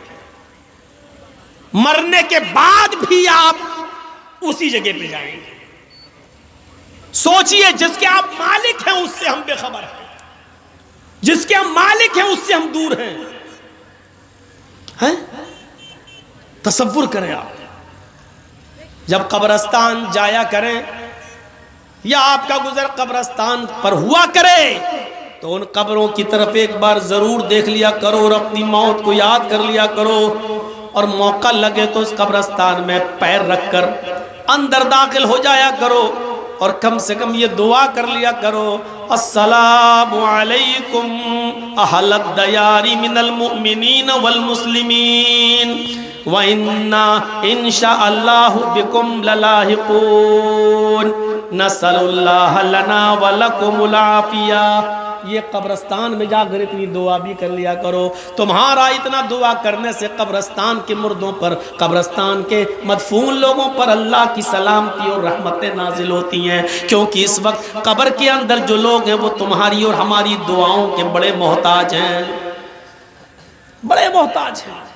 जब कोई बेटा अपने बाप के लिए दुआ करता है तो बाप का एक दर्जा बुलंद कर दिया जाता है और वो फरिश्तों से कहता है, आज मेरा दर्जा बुलंद क्यों किया जा रहा है, आज मेरे दर्जे में इजाफा क्यों किया जा रहा है। फरिश्ते कहते हैं, आज तेरी औलाद ने तेरे लिए दुआ की है, आज तेरी औलाद ने तेरे लिए दुआ का तोहफा भेजा है और अल्लाह ताला ने मुझे हुक्म दिया कि मैं तेरे दर्जे को बुलंद करें। कितने लोग ऐसे हैं जिनको अपने माँ बाप के लिए दुआ करना भी नसीब नहीं होता। वही अपनी ज़बान में दुआ कर रहे हो, अल्लाह मेरे बाप को बख्श दे, अल्लाह मेरे बाप की कब्र को नूर से भर दे। अरे साफ साफ कब्र पर जाओ और दुआ मांगो अपने बाप की कब्र पर खड़े होकर, अल्लाहुम्मा ग़फ़िर लहू वरहमहू वआफ़िही वअफ़ु अन्हु वअकरिम नुज़ुलहू ववस्सिअ मदख़लहू वग़सिलहु बिलमाई वस्सल्जी वलबरद वनक़्क़िही मिनल ख़ताया कमा नक़्क़ैत अस्सौबल अब्यज़ मिनद दनस। ये दुआ मांगो अपने बाप की कब्र पर। अल्लाह के रसूल ने जो दुआ सिखलाई वो दुआ मांगो। अल्लाह के रसूल ने ये दुआएं बताई हैं, ये दुआ मांगा करो।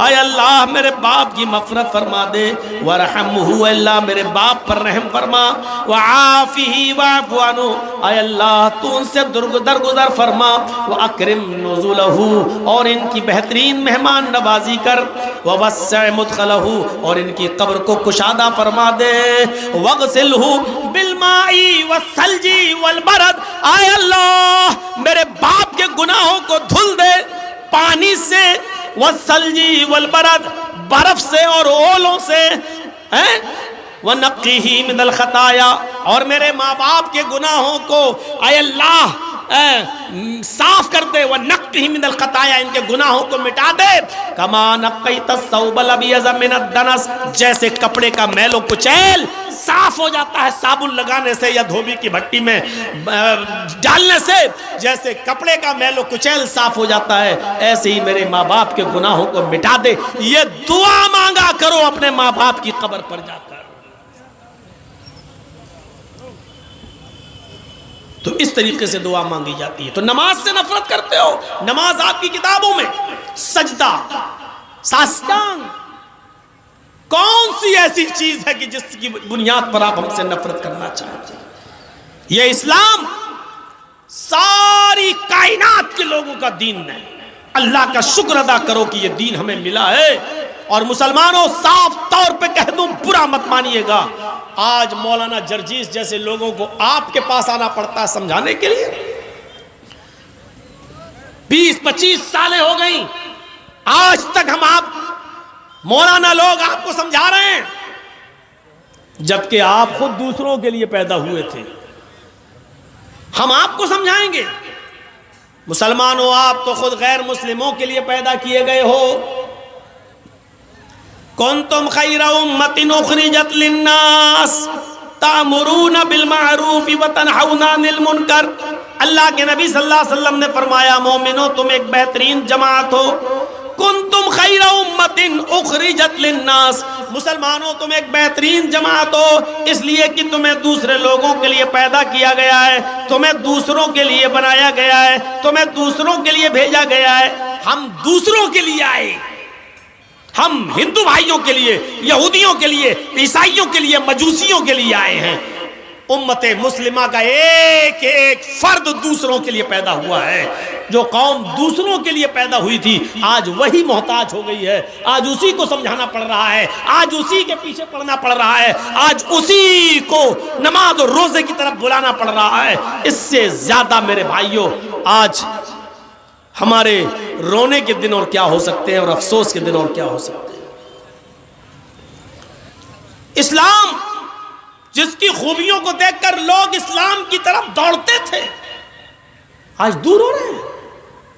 हमारे हालात देखकर आज दूर हो रहे हैं, हमारी कंडीशन देखकर आज हमसे लोग दूर भाग रहे हैं।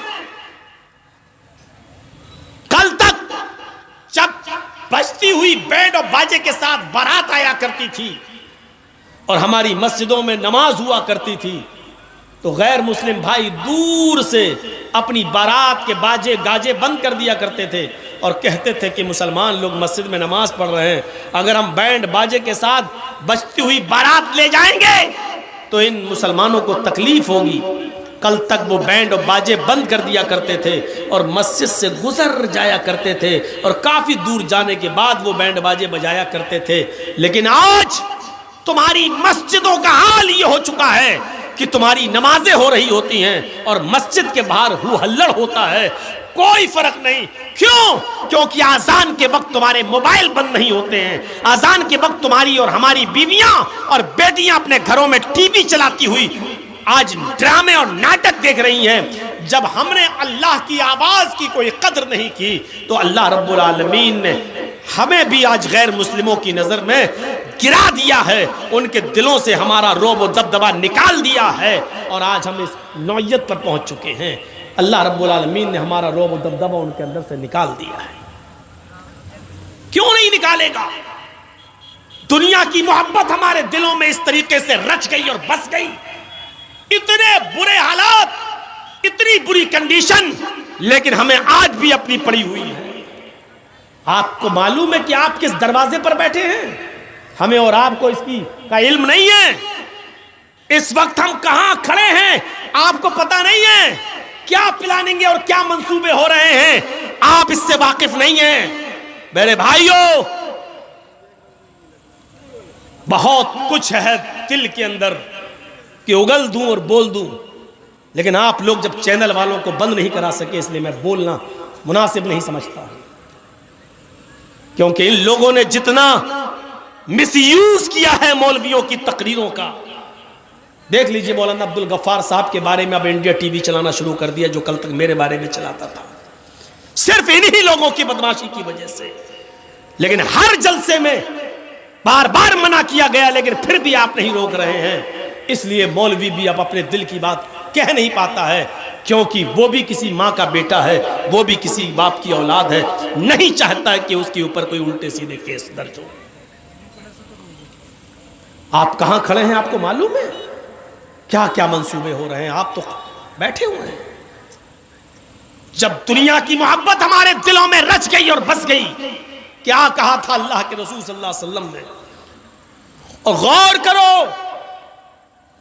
हमारे ज़वाल की और पस्ती का सबब 1400 साल पहले अल्लाह के रसूल ने बताया था कि ये दो चीजें तुम्हें हलाक कर देंगी और दुनिया की दूसरी कौमें तुम्हारे ऊपर पिल पड़ेंगी। आज देख लीजिए हमारे भाई हमारे ऊपर पिल पड़े, क्यों पिल पड़े हैं? क्यों आज हम जलील और रुस्वा हो रहे हैं? अल्लाह के रसूल ने कहा था, यूशिकुल उममु अन तदा अलैकुम कमा तदाल अकलतु अला क़िसतिहा। एक ऐसा जमाना तुम्हारे ऊपर आ जाएगा कि दुनिया की सारी कौमें तुम्हारे ऊपर ऐसे पिल पड़ेंगी जैसे भूखे लोग दस्तरखान के ऊपर पिल पड़ते हैं। जैसे भूखे लोग दस्तरखान पर टूट पड़ते हैं, ऐसी दुनिया की सारी कौमें तुम्हारे ऊपर टूट पड़ेंगी। आज हर जगह मुसलमानों के हालात कैसे हैं? सिर्फ हिंदुस्तान के अंदर ही नहीं, पाकिस्तान में देख लो, ईरान में देख लो, इराक में देख लो, सीरिया में देख लो, दमिश्क में देख लो, लीबिया में देख लो, लबनान में देख लो, उर्दुन जजायर में देख लो, और सबसे ज्यादा फिलिस्तीन में देख लो। कैसे तुम्हारी बहनों ने और हमारी बेटियों ने ईद के दिन नया कपड़ा, ईद के दूसरे दिन फिर दूसरा कपड़ा, तीसरे दिन तीसरा कपड़ा, चौथे दिन चौथा कपड़ा, कैसे पहनना गवारा कर लिया अपने जिस्म की ओर। और कैसे तुमने अपनी बहन और अपनी बेटियों और अपनी बीवियों को ईद के दिन का कपड़ा अलग, ईद के दूसरे दिन का अलग और तीसरे दिन का अलग, कैसे पहनाना गवारा कर लिया। क्या तुम्हें मिस्र की उस लड़की की चीखें नहीं सुनाई दे रही हैं? क्या तुम्हें फिलिस्तीन की उस बेटी की चीखें नहीं सुनाई दे रही हैं, जिसकी उम्र मात्र 17-18 साल, जिसका घर बुलडोज कर दिया गया है, बमों से उड़ा दिया गया है, जो जंगल में किसी सहरा में खेमे में सो रही है और अपने जिस्म के ऊपर नकाब ओढ़े हुए है, अबाया पहने, नकाब पहने हुए, और किसी मीडिया वाले ने उससे पूछा कि ऐसी हालत में भी तुम जब सोने के लिए जा रही हो तो नकाब ओढ़कर, तो उस अल्लाह की बंदी ने चीख कर कहा, हाँ हम बमों के सायों में, पता नहीं कब कोई बम मेरे ऊपर गिर जाए, मैं चाहती हूं कि जब कोई बम मेरे ऊपर गिरे और मेरी रूह निकले, उस वक्त मैं बेपर्दा ना रहूं, उस वक्त मेरे जिस्म पर पूरा का पूरा पर्दा हो। कयामत के दिन अल्लाह पूछे तो मैं ये कह सकूं कि अल्लाह, मैंने घरों को बर्बाद होते हुए देखा, लेकिन मरते वक्त मैंने अपना पर्दा और अपनी हया बर्बाद नहीं की। क्या तुम्हें फिलिस्तीन की उन लड़कियों की चीखें नहीं सुनाई दे रही हैं? क्या फिलिस्तीन की उन बहनों की चीखें तुम्हारी मां और बहनों बेटियों के कानों में नहीं जा रही हैं? कैसे तुमने ईद पे नए कपड़े पहनना गवारा कर लिए, कैसे तुमने अपनी मां बहन बेटियों को हर दिन का नया सूट पहनाना गवारा कर लिया। और जाकर देखो लखनऊ की हालत, और जाकर देखो हमारे शहरों की हालत। ईद के दिन का कपड़ा अलग, ईद की बासी का अलग, ईद के तीसरे दिन का अलग। नानी के यहाँ जाएंगे तो अलग कपड़ा पहन के जाएंगे, खाला के यहाँ जाएंगे तो अलग सूट पहन कर जाएंगे। मेरे भाइयों, हमारी मां बहन बेटियों को कौन बताएगा फिलिस्तीन की बहनों का दर्द? देखिए सऊदी अरब में रमजान में एक आदमी उम्रे के लिए जाता है और सवाल करता है इमाम हरम से कि इमाम साहब, हमारे फिलिस्तीन के हालात ऐसे हैं कि इस रमजान के महीने में भी गोलियां चल रही हैं, बरस रही हैं, और हमारे पास खाना पानी कुछ नहीं है, लेकिन इसके बावजूद हम रोजा रखते हैं। इमाम हरम ने कहा, अल्लाह तुम्हारे रोजों को कबूल फरमाए। उसने कहा, मसला ये पूछना है कि हमारे पास खाने को कुछ नहीं होता है। अल्लाह के रसूल ने फरमाया, तसहरू फइन्न फिस्सुहूरी बरका, सहरी किया करो, सहरी करने में बरकत है। हमारे पास तो पानी भी नहीं कि मैं पी सकूं, अगर नीयत से सहरी कर लो तो हमारा रोजा हो जाएगा या नहीं। फिर उस आदमी ने सवाल किया, इमाम मोहतरम, रोजा रख लिया नियत से, शाम को इफ्तार करने के लिए हमारे पास एक खजूर भी नहीं, एक घूंट पानी भी नहीं, खाना तो दूर की बात, एक घूंट पानी भी नहीं। अगर नीयत से हम रोजा खोल लें कि मैंने रोजा खोल लिया, इतना दिल में नियत कर लें तो मेरा रोजा इफ्तार हो जाएगा या नहीं। इतना सुनना था कि इमाम हरम ढीके मार मार के रोने लगे, चीख चीख कर रोने लगे, और उस फिलिस्तीनी नौजवान को अपने सीने से लगाया। कैसे तुमने 100-200 लोगों को अपने दस्तरखानों पर इफ्तार करा के रंगीन किस्म के खाने रखकर उनकी फोटो लेकर व्हाट्सएप पे डालकर नुमाइश करना कैसे गवारा कर लिया? क्या तुम्हें फिलिस्तीन के नौजवानों का दर्द तुम्हारे सीनों में पैदा नहीं हुआ? कैसे ये गवारा कर लिया तुमने? ऐसे लोग भी। और रोजा तो इन्हीं गरीबों और मिस्कीनों का दर्द पैदा करने के लिए आया था कि भूखे रहोगे तो गरीबों का दर्द समझोगे, भूखे रहोगे तो मिस्कीनों का दर्द समझोगे। हम भूखे रहते हैं लेकिन गरीबों का दर्द हम नहीं समझ पाए, मिस्कीनों का दर्द हम नहीं समझ पाए। कैसे गरीब और मिस्कीन भीख मांगता है मस्जिद के दरवाजे पर? रमजान के महीने में भी हमने ज़कात क्यों नहीं दी? हमने ऐसा उनको इस लायक क्यों नहीं बनाया कि रमजान के महीने में वो दरवाजे दरवाजे भीख न मांगे, हम खुद उनके दरवाजों तक पहुंचाएं, और इतना पहुंचाएं कि ईद के दिन तक वो अपने घर पे खाते और पीते रहे और एक दिन भी बाहर ना निकले। हमने ऐसा समाज क्यों नहीं बनाया? कौन जिम्मेदार है इसका? मेरे भाइयों, माफ नहीं किए जाओगे। ये आंसू बेकार नहीं जाएंगे फिलिस्तीन के लोगों के, एक एक कतरे का हिसाब होगा।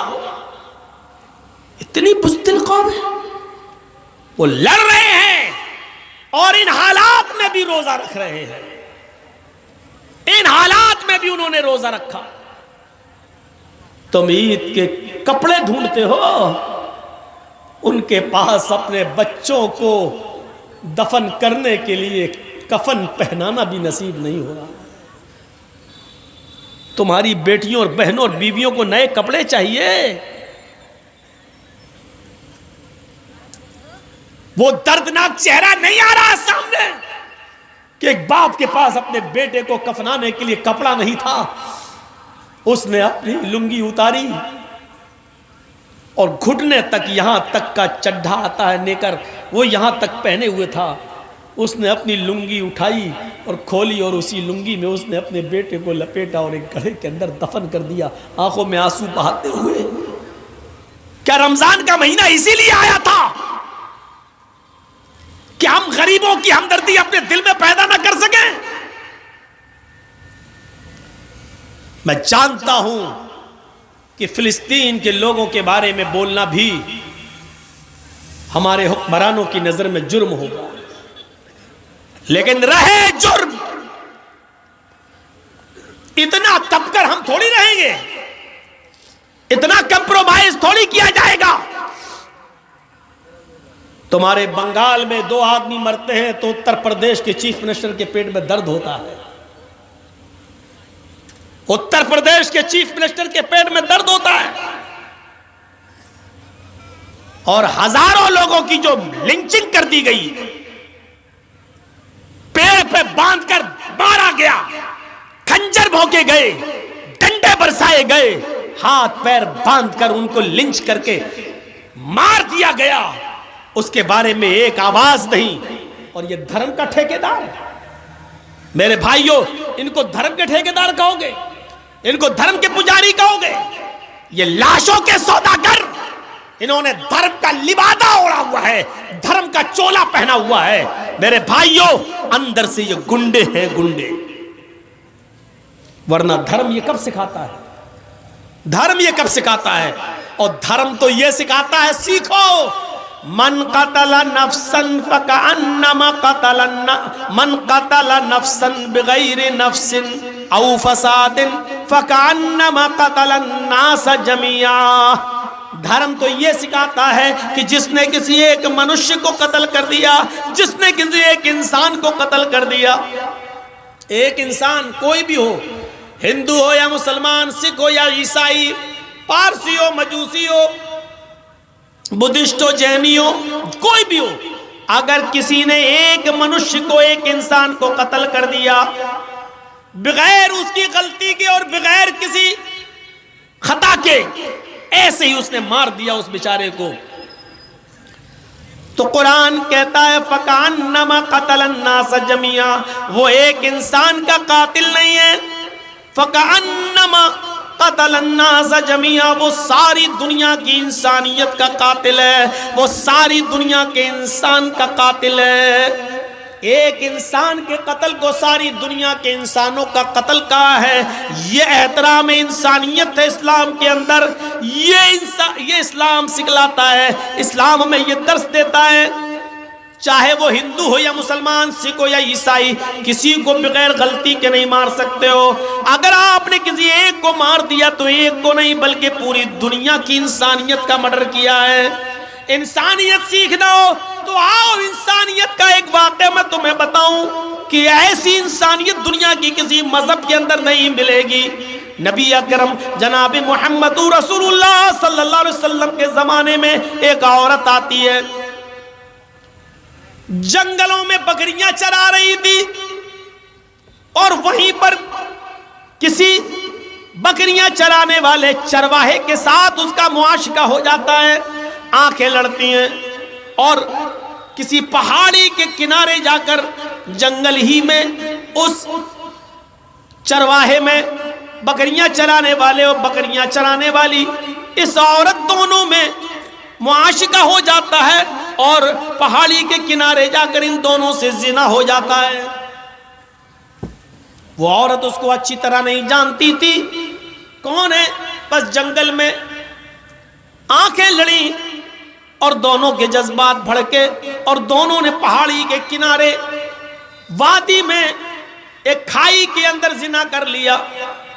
लेकिन जब वो औरत बकरियां चरा कर घर आई तो रात भर सो न सकी, उसको नींद नहीं आ रही है, उसकी करवटें बदल रही है कि अल्लाह ये मैंने क्या कर डाला, अल्लाह ये मुझसे कौन सा जुर्म हो गया। कुछ दिन तक बोली नहीं, सोचती रही कि मैं क्या करूं, मैं क्या करूं, मैं क्या करूं। लेकिन जब उसका पीरियड बंद हो गया तो वो समझ गई कि मेरे पेट में जिना की पैदावार रह गई, यानी पहाड़ी के किनारे जो मुझसे जिना हुआ था उस चरवाहे का बच्चा मेरे पेट में रह गया। जब 1 महीना 2 महीना उसको पीरियड नहीं हुआ और उसको वॉमिटिंग शुरू हुई उल्टी, तो वो समझ गई कि मैं हामिला हो गई, मेरे पेट में बच्चा है। लेकिन अल्लाह का खौफ उस औरत को खाया जा रहा था, अल्लाह का डर उस औरत को खाया जा रहा था। वो औरत शिकायत लेकर अपनी अल्लाह के नबी सल्लल्लाहु अलैहि वसल्लम के पास आ गई और आकर कहने लगी, या रसूल अल्लाह, मुझसे बहुत बड़ी गलती हो गई है। आपने पूछा क्या हुआ? उसने कही कदा सबतुल हद या रसूल अल्लाह, अल्लाह के रसूल मैं हद को पहुंच चुकी हूं। आपने कहा ऐसा कौन सा जुर्म किया कि तुम्हारे ऊपर हद नाफिज की जाए? कहने लगी इन्नी हुबला मिन ज़िना, मैं जिना से हामिला हो चुकी हूं। आपने सहाबा से कहा जरा इसके मुंह को सूंघो तो कहीं शराब के नशे में तो नहीं बोल रही है। सहाबा ने कहा अल्लाह के रसूल शराब के नशे में नहीं बोल रही है।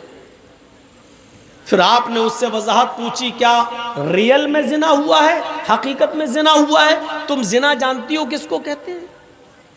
उसने इकरार किया हाँ। अल्लाह के नबी ने कहा तुम्हें इसकी सजा मालूम है? कि जी। क्या?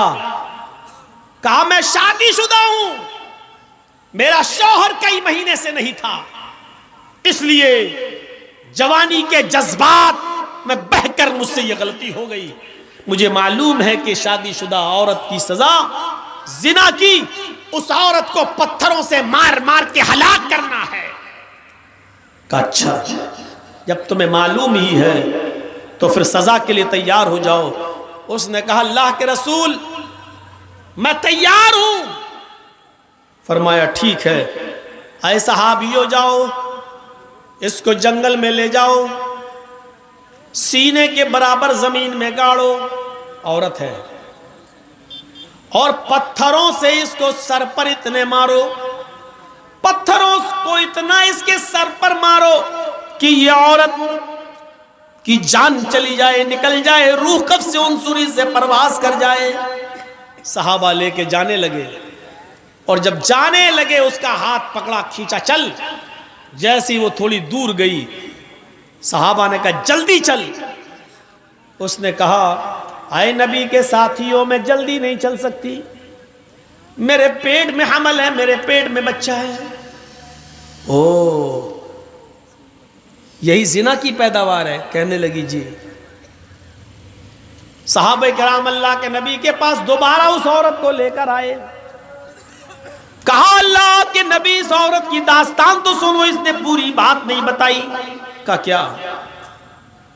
कहा कि जब मैंने इससे कहा जल्दी चलो तो ये कहने लगी कि मैं ज्यादा जल्दी नहीं चल सकती, इसलिए कि मेरे पेट में हमल है, मेरे पेट में बच्चा है।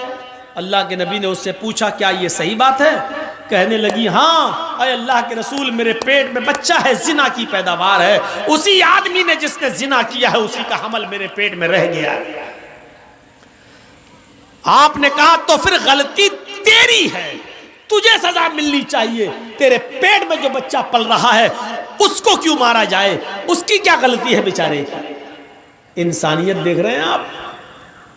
एक नाजायज बच्चा, लेकिन अल्लाह के रसूल उसको भी मारने की इजाजत नहीं दे रहे। जब तुम मर जाओगी तो बच्चा भी मर जाएगा। नहीं, अभी पेट में तेरे बच्चा है, इस बच्चे को तेरे पेट में नहीं मारा जाएगा, जा जब बच्चा पैदा हो जाए तब आना। कहने लगी अल्लाह के रसूल अभी तो 7 महीने लग जाएंगे। का 7 महीने के बाद आना, अभी तुझे मारूंगा तो बच्चा भी मर जाएगा। छोड़ दिया उसको, जेल में नहीं रखा कि भाग जाएगी। क्यों? जिसको अल्लाह का डर है वो कहाँ जाएगी? मेरी अदालत से भाग जाएगी, कल क़यामत के दिन अल्लाह की अदालत में तो सजा पाएगी, मेरा क्या बिगाड़ेगी। उसको भी कैसी तरबियत थी अल्लाह के रसूल की, वो औरत भी कहीं नहीं भागी, वही रही, अपने घर पे खाती रही, पीती रही, नमाज पढ़ती रही, तौबा करती रही, गिड़गिड़ाती रही। और 7 महीने और रहने के बाद जब 9 महीने पूरे हो गए और जब बच्चा पैदा हुआ, तब वो बच्चे को लेकर जब चलने फिरने लगी तो आई और कहा अल्लाह के रसूल ये बच्चा। आपने कहा ओ बच्चा पैदा हो गया, कहाँ? साहबा जाओ अब इसको ले जाओ और इसको संसार कर दो। बच्चा रोने लगा। उसने कहा अल्लाह के रसूल इस बच्चे को आखिरी बार दूध पिला देती हूँ। आपने दे दिया। उस औरत ने उस बच्चे को अपनी पिस्तान से लगाया, मुंह फेरा, मुंह घुमाया, जैसे ट्रेनों में और बसों में जो औरतें अपने बच्चों को दूध पिलाती हैं, एक तरफ मुंह घुमा लेती हैं और अपने बच्चों को पिस्तान से लगा लेती हैं। उस औरत ने भी चेहरा घुमाया और दूसरी तरफ मुंह करके अपने बच्चे को पिस्तान से लगाया। बच्चे ने दूध पिया, इतना पिया कि दूध उसके होंठों पर, दूध उसके मुंह पर आ गया और हंसने लगा। अल्लाह के रसूल को उसने वो बच्चा दे दिया। नबी अकरम उस बच्चे को अपनी गोद में लेते हैं। नाजायज बच्चा, उस बच्चे का असली बाप का पता नहीं, लेकिन अल्लाह के रसूल ले रहे हैं गोद में। क्यों? क्योंकि इस बच्चे का क्या कसूर है, इसकी क्या गलती है। उस बच्चे को अपनी गोद में लिया, उसके होंठों पर मां का लगा हुआ दूध देखा। ये औरत जा रही है सजा भुगतने के लिए। अल्लाह के रसूल आवाज दे रहे हैं, बीबी इधर आओ। उसने चेहरा घुमाया, या रसूल अल्लाह अब क्या हुआ? फरमाया इस बच्चे की ग़िज़ा भी तेरी पिस्तान में मौजूद है। मोहम्मद किसी बच्चे का हक नहीं मार सकता। ये बच्चा भी तेरे दूध का मोहताज है। इस बच्चे को पकड़, दूध पिला, और जब तक ये बच्चा रोटी ना खाने लगे तब तक तुझे सजा नहीं। कहने लगी अल्लाह के रसूल अगर बीच में मर गई तो जहन्नम में जाऊंगी। कहा नहीं, तेरी नीयत तो अच्छी है, अल्लाह नीयत के मुताबिक जजा और सजा देता है। जा, जब दूध रोटी खाने लगे और दूध छोड़ दे तब आना। बच्चे को उसने दूध पिलाया और जब बच्चा रोटी खाने लगा, रोटी दांतों से तोड़ने लगा, तब वो लेकर आई, अरे अल्लाह के रसूल देखिए बच्चा रोटी खा रहा है। जब आपने देखा कि बच्चा अब रोटी खाने लगा है, तब उस औरत के उस बच्चे को अपनी गोद में ले लिया और एक सहाबी के हवाले कर दिया, इस बच्चे की परवरिश तुम करो, इस बच्चे को तुम पालो। और उस औरत से कहने लगे कि अय औरत, अब मुहम्मदुर रसूलुल्लाह की अदालत में तुझे और ज़्यादा मोहलत देने की कोई गुंजाइश नहीं है। जितनी गुंजाइश मैं दे सकता था उतनी दे दी, जितनी मोहलत मेरे हाथ में थी वो मैं दे चुका हूँ। अब शरीयत मुहम्मदी में तेरे लिए कोई मोहलत बाकी नहीं है। अरे मेरे सहाबियों, अब इस औरत को ले जाओ और इसको जाकर संसार कर दो, पत्थरों से मार मार के हलाक कर दो। उस औरत को जंगल में ले जाया गया, उस औरत को सीने के बराबर ज़मीन में गाड़ा गया और सारे सहाबा ने पत्थर उठा लिए। पहला पत्थर खालिद इब्न वलीद ने उस औरत के सर पे मारा, उसका सर पहले ही पत्थर में फट गया, उसके खून का फव्वारा निकला और खून की छींटें खालिद इब्न वलीद के कपड़ों पे आईं। खालिद इब्न वलीद ने देखा कि उसके खून ने मेरे कपड़े ख़राब कर दिए तो उसको गाली दे दी, कम बख्त तेरा सत्यानाश जाए, मलून जानिया बदचलन, तेरे खून ने मेरे कपड़े नापाक कर दिए हैं, तेरे खून ने मेरे कपड़े गंदे कर दिए हैं। ये अल्फाज